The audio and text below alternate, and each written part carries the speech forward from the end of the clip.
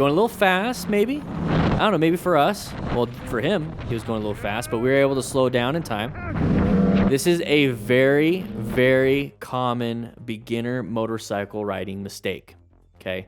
Very, very common. This is where slow look, press, and roll really comes into play. We don't have it up on the board, but you know what I mean? Slow look, press, and roll.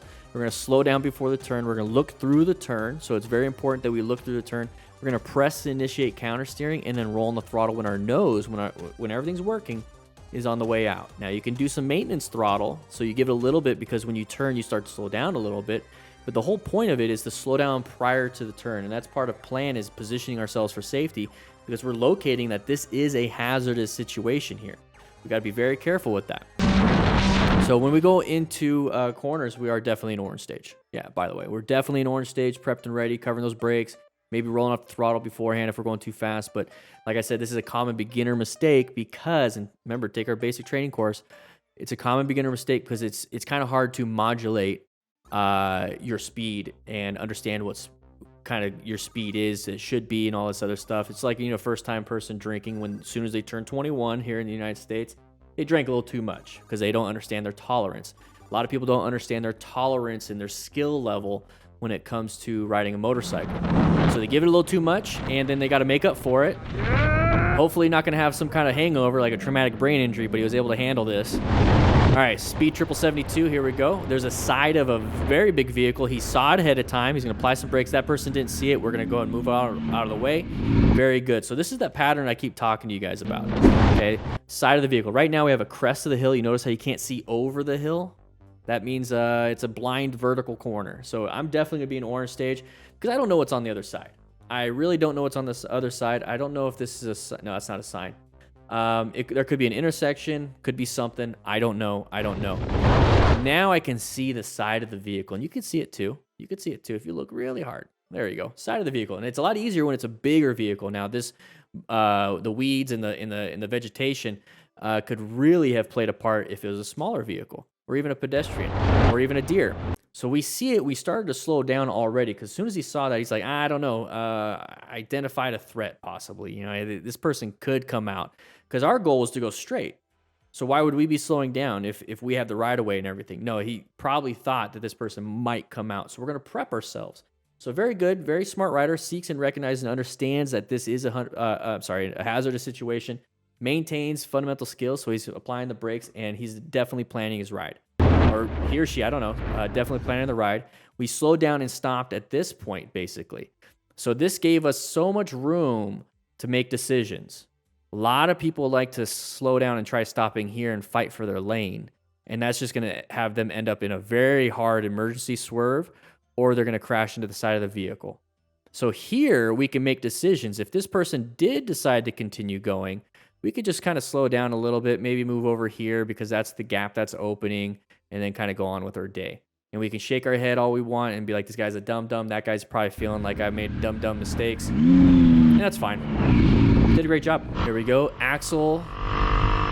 Okay. Nice little rubber ducky. A merge issue. Don't fight for the lane.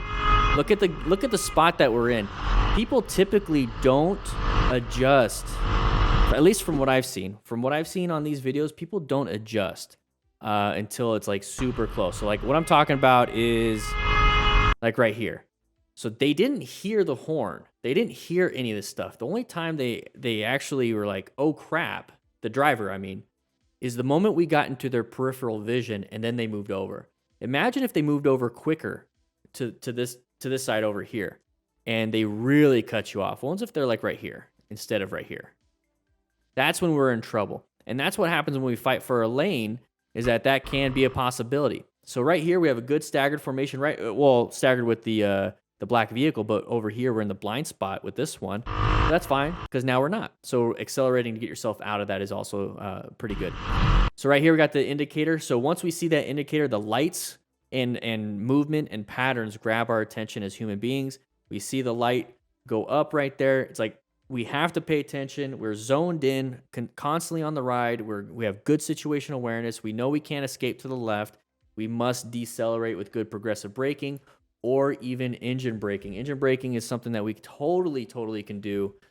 I don't know why we don't do it often. So right here, we know that we're getting cut off. We perceived that we're getting cut off. And now we are reacting, okay? But our action is a horn. We should be perceiving, we should react with something better. We do an emergency swerve as an action. We do emergency braking as an action. We can do just a regular swerve and regular braking. We can do engine braking. We can do something else that is going to get ourselves out of danger. Okay, let's not waste our movements on a horn or rev bomb or accelerating into this just so you can show them physically that they're in the wrong. Or visually, I mean. So now we're fighting for that. Look at how close we are. Look how close we are to the curb. Imagine hitting that tire on the curb. Now you both are in this position. Once that truck ahead of you slams the brakes, you can't swerve. You can't do nothing. You're kind of in a crappy spot. You might have to lane filter between the curb and the truck up ahead if something does happen. I get it, though. I get it. Maybe he just froze and just kept it going. All right, here we go. We're going to be going through here. This is going to be, it looks like California. So lane splitting, okay? Lane splitting. What's the pattern right here? Write in the comments. 3, 2, 1. I'm going to take a quick guess that we're going to have a merge issue. Somebody's going to want to come over, and we're going to either collide or have a close call.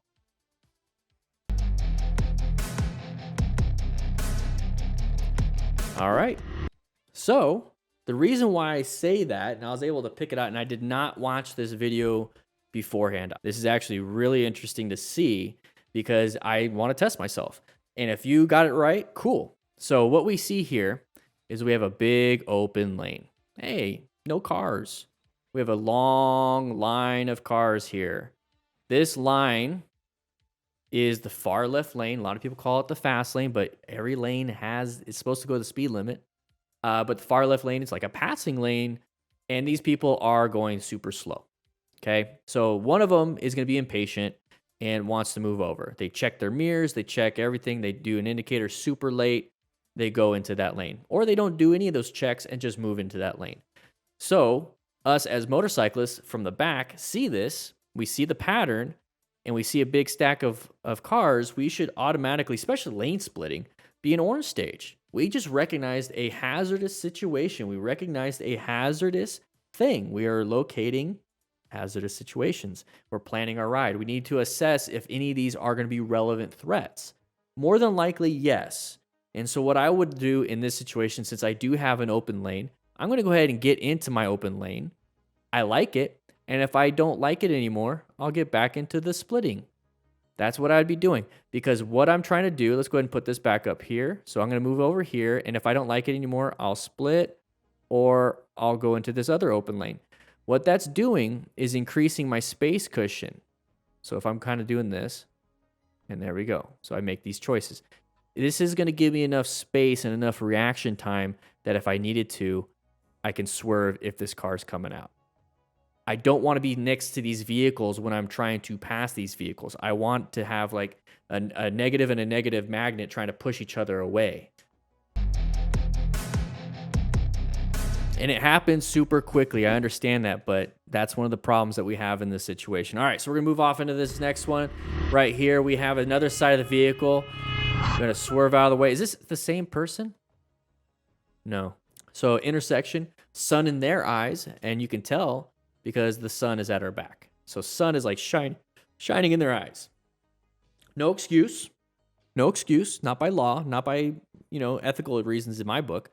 You should always be prepped and ready. If it's your fault, take accountability. Awareness, action, accountability is what we do here. And what we can do in this situation as motorcycle riders, we're coming up to intersection going orange stage. I see that there's barely any escapes to the left and right. We got parked cars. It's kind of like either a downtown or at least an urban area, possible pedestrians here and there, line of sight issues all over the place. I don't really like it. I don't like it at all. So what I'm going to be doing is slowing it down, going the speed limit. And as motorcyclists, it's easy to go above the speed limit and still handle it. Imagine going the speed limit and then having like this extra room, extra time, extra everything. It's almost like a superpower, better traction, all these different things. And then you can go ahead and swerve. Then you can do emergency braking. And then your total stopping distance isn't super terrible. Okay, so remember, you got to perceive, react, and then you have braking distance. So the length of time it takes for you to stop is your total stopping distance. This is not a ton of total stopping distance, but I don't know what speed he's going, but he's probably going the speed limit, 30 something. And maybe he's able to stop in time, which if he needed to, he probably could, but it doesn't seem like he was trying to brake. He made a swerve, and that's perfectly fine too. That it's got him out of that situation. We're definitely going to be in orange stage when we did this. Swerved out of the way and handled it. Now we got to swerve back into our lane because we don't want to accidentally run into anything because we got a car coming right there. We want to be able to swerve back into our lane quicker. Jesus Christ. Okay? If you keep having close calls, there's something there that you're doing that it can be improved. It's not that it's always your fault. It's not all the time. Most of the time, I've seen it's the other person's fault, but I'm pretty sure you might be speeding or not paying attention to where you're at. Those are usually the most common things. Quick shout out to our sponsor, Cardo Systems. Thank you so much. This is the Bluetooth system that I use. I've been using for years, and they've been supporting us for quite a few years. But if you don't know what system to get, go to their website, check it out. You can compare all the models. Links in the description for a discount, and it helps out the channel, allows us to keep posting this on YouTube for free. So thank you so much, Cardo. Let's support them. They support us. Now let's get right back into the videos. All right, here, Bud and Ellie. There's a side of the 350Z. No, that's a Porsche, right? Oh, bunch of brake lights. Recognize a bunch of brake lights. Almost got merged into. Hey, a big open spot. So that's another issue. Okay, so let's take a quick look. So we're coming in through here, and we have somebody supposed to go in the first available lane. So we're doing pretty good. Hey, ours is kind of open. Our lane's kind of open. This is see all these brake lights? Okay, this person wants to switch over. They recognized real quickly that they should not, and we did a good job applying brakes and applying, or at least rolling off the throttle. But up ahead, you see a ton of brake lights. That's kind of weird. And I get it. I say uncommon thing in a common situation, and a lot of people are like, oh, this is very common wherever this is, like California or something. Yeah, but the road is designed for movement of traffic.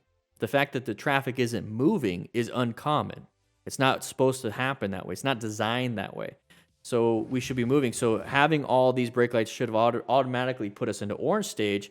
That Porsche guy or whatever put us in orange stage right away because he was trying to merge into us. So we're in a good spot right now. Let's get ourselves in a lane filtering position, a position for safety, good line of sight, good space cushions, and good escape routes. So great white Gixxer.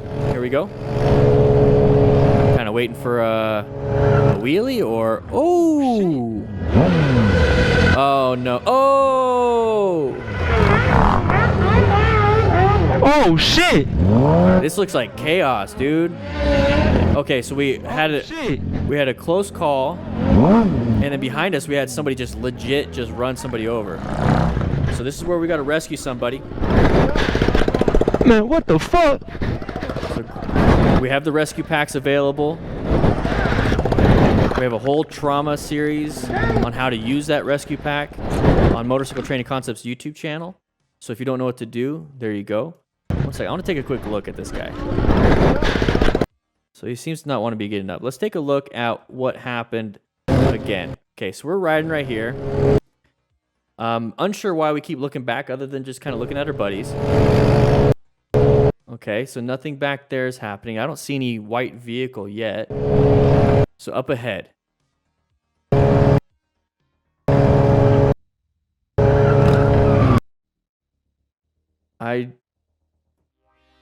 Okay, so this makes more sense.